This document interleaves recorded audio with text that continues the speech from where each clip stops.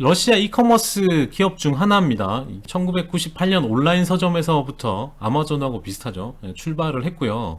현재 24개의 카테고리에 900만 개 이상의 제품을 제공하고 있고 온라인 여행사도 있습니다. 2020년 상반기에 그로스 머첸다이스 밸류라고 해서 GMV라는 지표를 쓰는데 이게 152% 증가했고요.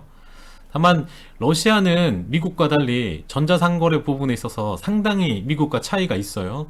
그건 뒤에서 좀 이야기할 텐데 현재 전자상거래 보급률이 상당히 낮습니다. 6%. 성장성은 되게 높죠.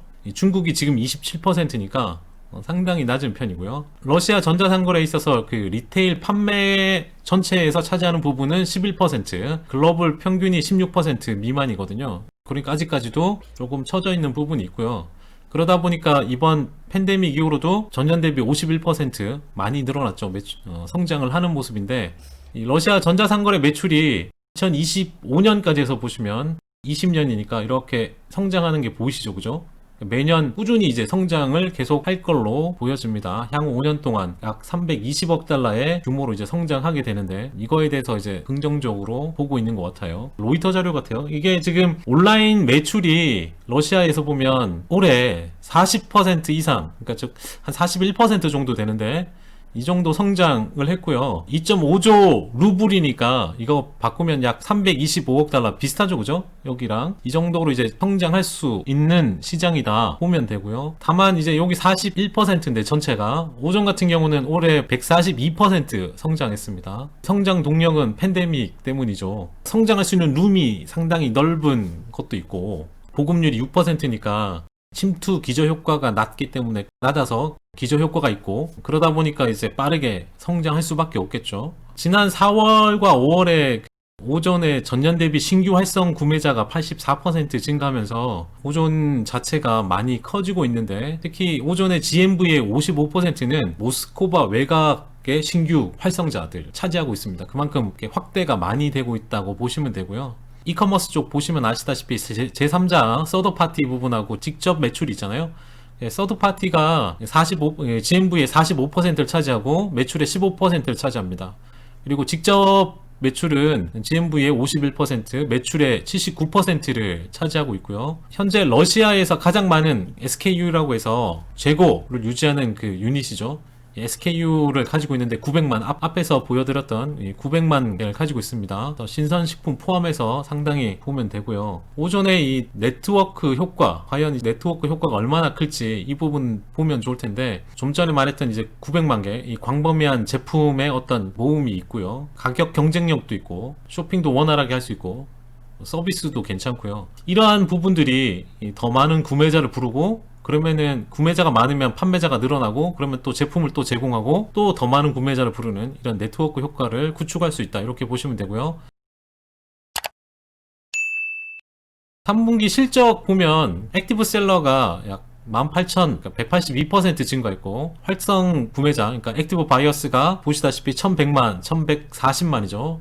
115% 늘은 모습이고요. 오전에 쇼핑 앱 다운로드가 5,100만 건인데 러시아 인구의 35%를 차지한다고 합니다. 자, MAU는 Monthly Active User라는 약자고 MAU는 이제 4,100만 보시면 되고요.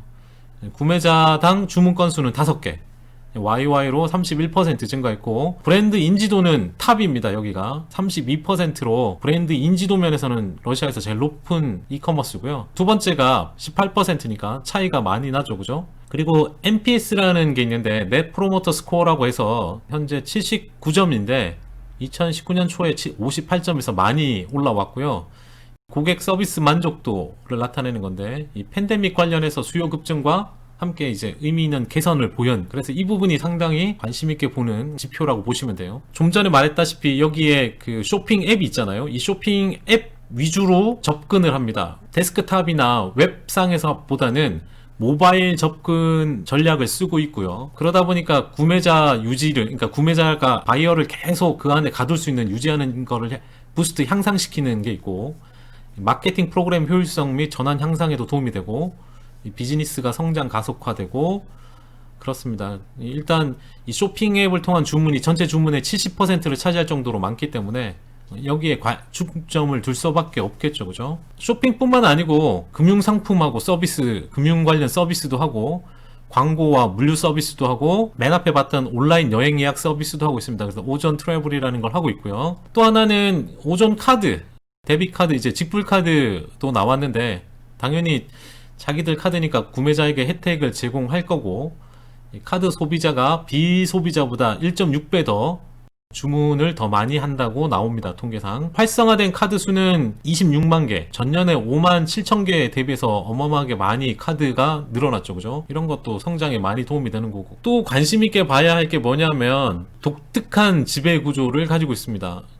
오전에 시스테마라고 읽어야 되는지, 이 러시안 프라이빗 에쿼티거든요.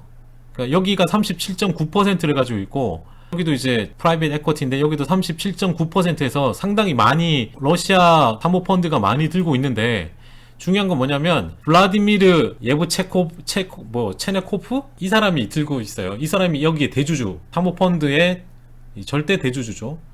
이 사람을 검색해 보면 올리가르히라고 해서 러시아 신흥 재벌입니다. 이 사람 미국 연방정부에서 관심 리스트라고 그러나, 요주의 인물처럼 관리 대상 인물도 아니고 뭐 그럴 정도로 많이 유명한 사람이더라고요. 러시아 정부와의 관련성이 상당히 높은 그런 프라이빗 에쿼티인데 여기가 대주주로 있다는 거 좀 알아두시면 좋을 것 같고, 파이낸셜 타임즈 보면 러시아의 리테일 마켓의 10.9%, 앞에 다 이야기했죠, 그죠? 다만 탑 10이 그 대부분을 차지해요. 그래서 여기 보시면 어디 하나가 이렇게 절대적으로 시장을 점유한 게 없습니다. 아직까지는 누군가 잡지 못하고 뭐 그런 상태고, 이합 집산이 벌어지고 어딘가가 나타나야 되는 그런 모습인데, 상위 3개 탑 3 플레이어가 18%를 차지하고 있고요.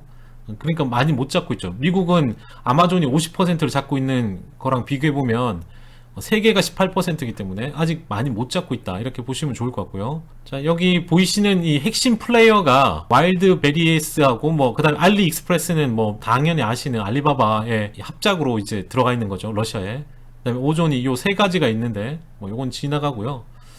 시장 점유율을 보면 향후에 오존 같은 경우 지금 2018년에 9%에서 16%까지 좀 늘어나고, 여기 이제 얀덱스와 그 베루라고 이렇게 붙인 요게 25%까지 증가합니다. 다만 3대라고 알려진 요 주요 키플레이 여기는 와일드베리스인가, 여기는 거의 움직임이 없어요. 7%로 플랫할 것 같고, 알리익스프레스가 많이 성장도 하게 되는 거죠.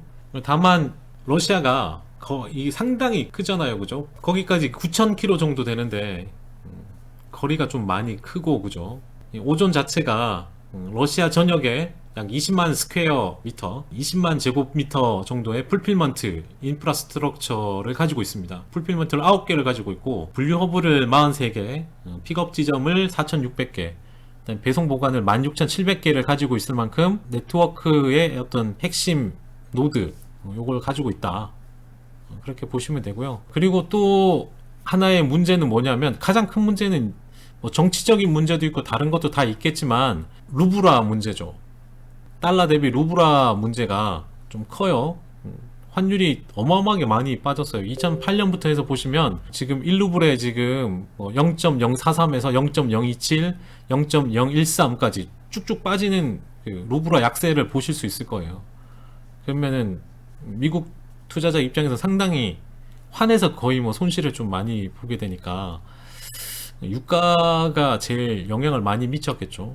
그런 부분은 감안하고 좀 보시면 좋을 것 같아요. 이커머스는 계속 커지는데 러시아도 상당히 커질 수 있는 부분이 있다, 이렇게 보시면 되고요.